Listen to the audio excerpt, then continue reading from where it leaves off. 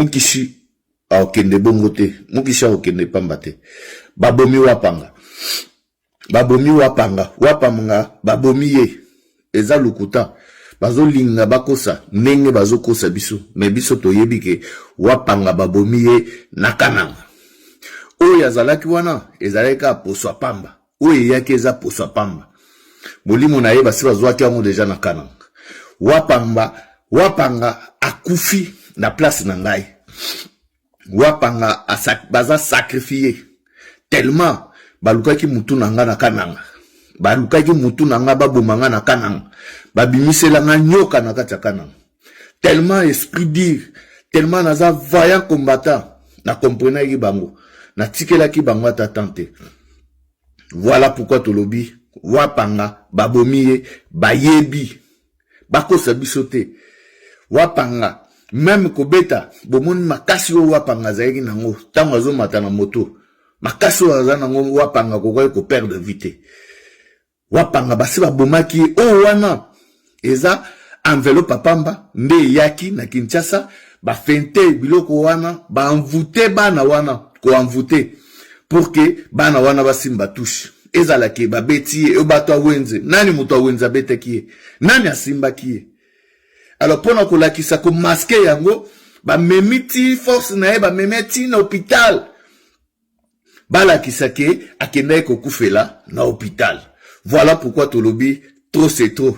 Makila ya wapanga eko venger muto ya bomi wapanga akokufa na mabanga tokobamba ye mabanga mutu wana kokufa na mabanga toko ndimate tobundaki non pas potos à la sacrifier tobundaki non pas potos à l'abandonner non toko ndimate non trop c'est trop. Voilà pourquoi naye nakokite wapanga te asali bino nini aliaki na bino amelaki bino akonseiller bino soki boboyi koyokela ye asa na droit tozobundela nini yango tozokufela nini yango bozoboma biso. Ngai nazali témoin et puis ba témoin bazali oyo botindaki po ba vérifier soki nga jeko nakufite batinda batu ba vérifier bamoninga ke ajeko ne tala santé na ye ndenge na kendaki na kananga na topeka bongo alingaki amema ngambo baboyaki nde balingaki nde amema ngambo balobake tope muto abomi jeko tope muto sacrifier jeko. Heureusement tozaki vigilant na chambre oyo na ningana lala nyoka bimaki nyoka wutaki wapi batu nyonso tu na chambre na bango nyoka zaki te oyo yange wutaki wapi. Heureusement nazaki prudent nazaki mayele na melata kiste na kenda ta dispensaire te soki na kenda ki dispensaire soki na melaki ate kisi na kananga wana mais na linga na tikala na kananga. Mais Dieu merci bakoki molimo na ngate ba comprendre que bakoki ngate. Voilà pourquoi balandi wampanga po azaki na bango ba yebiye yango ba sacrifier ye oyo eza ba fofuya soki ndoki asali mutu akolinga tinda ye na likambo moko po baloba wapanga akokufa na jete force wapanga za nango omona ke akoki kozala mutu oyo batindiki ye kaka pamba te ou bien babeti bambata te akei kokufa. Wapanga babomaki deja na kananga azaki sacrifié wapanga a remplaçaki place nanga place o balinga babomanga yango nde batie baboma wapanga. Voilà pourquoi tolobi tangu wapanga kufi camarade moko azobenga nga ayepsinga jeko na utolota yo obimi na bitumba moko tala banyoka bazingaki yo outi ko bima na sutuki boy na pongi. Comment ekozala bongo? Voilà pourquoi na lobi bango bayebi chef de l'état bako saote mama Denise bako saote ba combattant na ba combattant bako sabisote makila wapanga eko venger makila wapanga eko ganga na mitu na bango toyebi bango et toyebi PG na bango toyebi nde ba fonctionnaire babundisanga na mbuzimai bapanza mutuka ya batu. Est-ce que bandima ke bango mutu basala biloko wana bazo kanela ba combattant bazo menacer bazo sala nyoso tu bazo sala wana toyebi bango mais liwaya wapanga ekozongisa biso simate liwaya wapanga ekotinda biso tokende ti liboso tokobanga te wapanga combat et que continuer. Départ na bango pour que parti na biso ezala organisé, pour que parti téléma et que continue toujours. Toko tika yango te. Toko se laisser faire te. Intimidation à liwa eza premier combattant oya kufate. Eza pe dernier combattant oya kufate. Voilà pourquoi tous allez très en colère, tous d'accord te na pratique oyo baye nango pour taire. Après avoir kokangisa ba combattant. Après avoir kobetisa ba combattant, sikoyo ba se décider ba banda koboma batu nyonso tout. To yebi bino, to yebi na banganga na bino, to yebi na je na bino. Mais boyeba ke boko suka. Nzamba za likolo. Ok. Bonjour Nabana Mboka, Mbote. Tozana nazana pasi na mawana motema yako mwana biso ko bungisa l'un des combattants akofi na maladie akofi liwamoko où ils allaient bien préparés. Chef de l'État Mkonzamboka eloko isalami ezali lokola ke Momamabe ezali na kati ya ekoti pona ko faire disparaître les combattants. Avant de continuer, chef de l'État n'a pas dit que c'était Nandolo. Tous les petit Christian. Christian a zakone bakangaye. O bakanga makamaka menansa. Bazakone Nandolo. Depuis 2017. Tous les Antibal. Tous les Antibal combattant. Il y a eu des personnes. Oui, la force du progrès. Abomate. Mais, dossier bakangela ye, tu comment on a abîmé les lots. Abîmé les lots qui s'est comploté contre Bangouna. Antibal a en prison. Azo Salami, chef de l'État. Bien sûr. Mais Mouto, il y a cette autre trahison. Il y a que trahir la nation. Batouan a les lots. Pourquoi Batouan est toujours en prison? Bisso, en pouvoir. Bien sûr, justice est indépendante. Mais il fallait que tu aies le dossier mini Antibal la salle. Abominant. Lelo, l'autre moni ya lelo ezali ki kabasele wampanga. Kabasele autaki ko kita na mbujimai pona ko mobiliser ko kita ya deo. Kabasele azaki na kananga. Pas même une semaine chef de l'État. Pas même une semaine. Pas même une semaine, quand c'est la commune en Kinshasa, bakei ko beta ye, marteau na mutu, babomiye, chef de l'État. Dossier na lir tozo kendi, na makambo za ko salama. Ozo tala comment niveau ya parti makambo ndenge ko kendi.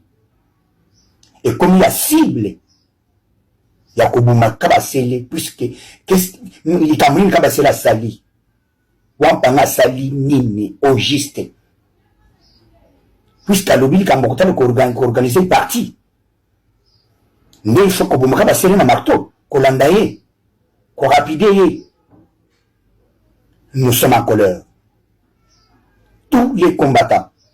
Je lance les messages très forts na ba diaspora nyos na ce message na ba combattants et combattantes ba bisika nyos bozali alerte générale. Nabekoti likambo boyinanu esalamate puisque les gens là kaba sela zo kufana ba kombo mi bale na kati ya mondoko na ye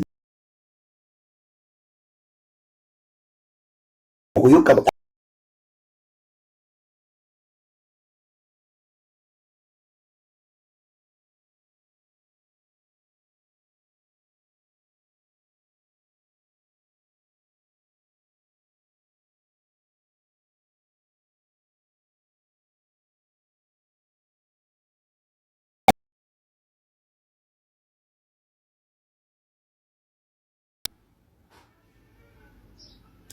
c'est la sali maba lobby que parti il fallait qu'organiser parti les gars il fallait qu'on bomaye chef de l'État qui wapi likambaboy et les gens là qui me ba komba o bazo na ba commentaire ya bêtise ya koloba n'importe quoi bato ba sentiment Et vous êtes, boye koregi il de pes na bikolo. Il de pes ça na bikolo te. Il de pes ça na bikolo nyos, mokongo, muluba, mosoyi, mungana, c'est ça lui de pes. Et comment il prend la cause de poste, il faut aux amants na yanani, chef de l'État. Makambo tozolo ba, et puis je disais aux gens, vous qui me disiez que était, il y avait des choses à parler, tout le monde, au minimum, nous sommes en danger, chef de l'État. Combattants et combattantes, les tamboyo, vous devez vous prendre en charge. Trop, c'est trop. Comment, les tamboyo, quand c'est la salle, 3 jours, 4 jours, à Ouatena Kishasa. Après, on va accompagner Deo Bizimu Balola. À salle 4 jours, attaqué. Tokolo Baïzan Nani. Qui a tué Kabasseron Pang? Qui a tué Kabasseron Pang? Kabasseron Panga, Makilone Kokanga vengeance. Et puis, Dieu du ciel, Zamba Kotika dossier, Panga, Yazambe Kokita, le colon monte nyos. Vous allez écraser. Vous allez écraser. Comment se fait-il que Moutabimi a lobby kaka le kabobo boke kolandaï bobomi marteau bobeti bobomi les gars de fonctionner comme la suprême bomabe koti na madesu chef de l'État ils habitent sur la gardien du temple les abisso yeyo les abisso de tout yebiso que te mabezali chef de l'État urgence yango dossier à de pes il faut ko kata yango il faut pour tout mon kozamok. Notre saison de silence boy puisque na minute les camions se conseiller ils ont pour la salir yo dossier toujours le balelo mon kozambok il y a mort d'homme chef de l'État kabasi la kofini ayebi azanya ngwa motote a lobby ma bête a sali ma bête a lobby kaka qui parti il fallait organiser. Il y a des combattants qui vont subir dans la prison. Il y a des combattants qui sont en prison. Tous en Mokadi Christian, en Ndolo, depuis 2017. Tous en Antibal, en Makala. Chef de l'État, c'est ça le moment où vous devez agir, chef de l'État. Quand il y a un combattant qui est baki, mon Kozambok. Les Cambos nous ont l'information chef de l'État. Makambo toujours il y a mort d'homme. Mon trabomi devant Bananaye, devant Moissina na Lupangu. Baton ba yaki copier ce n'est pas des criminels. Puisque bakene na ilo comme côté. Bazo beta i marteau boyi, bayende po babumaye. A kofi hémorragie interne. Chef de l'État. Oh Seigneur Jésus.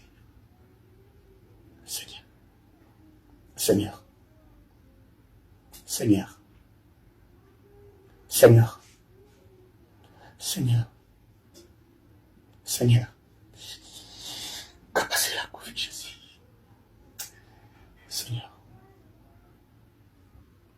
Seigneur. Jésus. Les Kambabo, chef de l'État, ils assomment, Jésus. Ils assomment, Jésus. Ils assomment,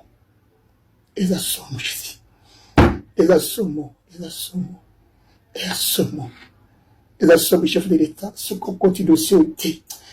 Les apassis, ça fait mal. Ça fait mal.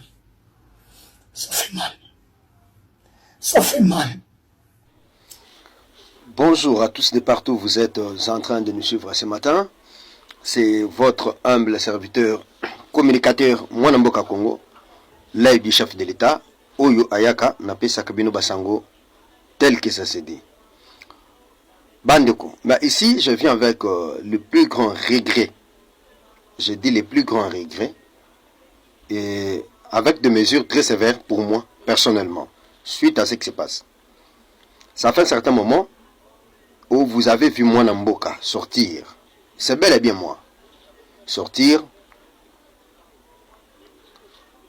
et dénoncer tout ce qui se passe de mafia dans notre pays et qui m'a posé des problèmes aujourd'hui.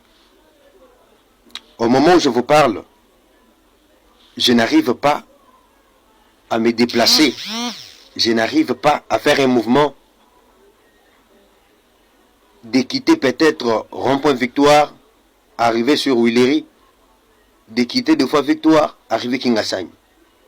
Cela veut dire que je suis limité. Suite à quoi? Aujourd'hui, Mwanamboka devient un animal à battre. Parce que je suis un gênant dans la scène politique. Sur ce, je viens officiellement le dire ici. Désormais, Mwanamboka ne parlera plus ni de l'opposition, ni de pouvoir en place. Pour ceux qui ont besoin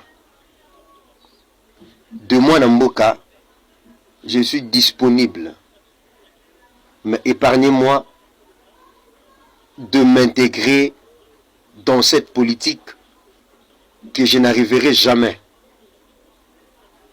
Et j'ose croire, je risquerai de perdre ma vie. C'est mes enfants qui vont souffrir. J'ai passé 9 mois au niveau du service de renseignement où j'étais incarcéré parce que je reconnais l'infraction commise. J'avais insulté les CG, Augustin Kabouya, et puis le gouverneur du Haut-Katanga. C'est ce qui m'avait amené là-bas. Je ne veux plus encore revenir dans cette genre de politique des insultes.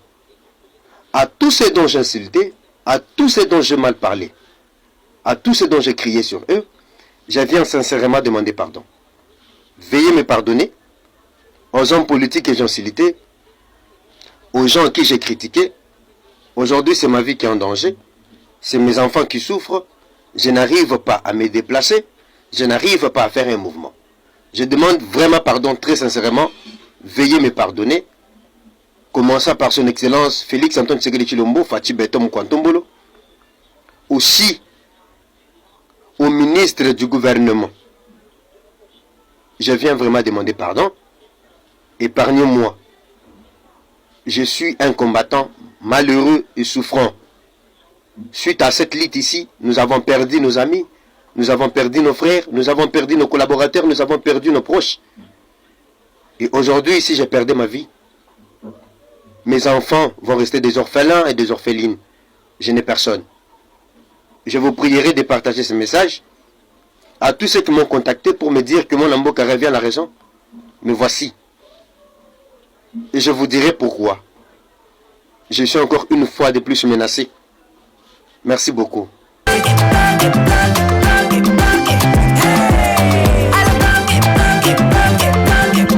Oyoki elenge ya Congo